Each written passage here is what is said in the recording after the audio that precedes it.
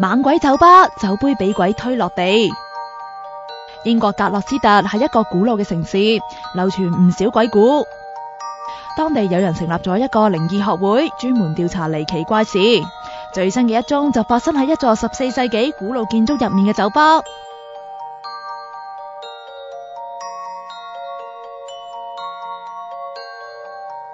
閉路電視影到酒杯懷疑俾鬼推落地。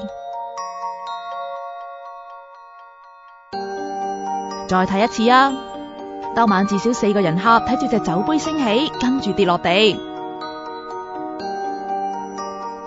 猛鬼酒吧喺其他城市都有，呢間酒吧就發生過靈異事件。We have a chain that's around the fire exit door, and that rattles quite a lot and quite loudly. And we've had a bottle of wine fall out on its own accord. 有傳聞話，幾百年前座建築物發生過大火，燒死幾個細路，而酒杯跌落地嘅位置就正係當年保姆坐喺安樂椅上面睇住細路嘅地方。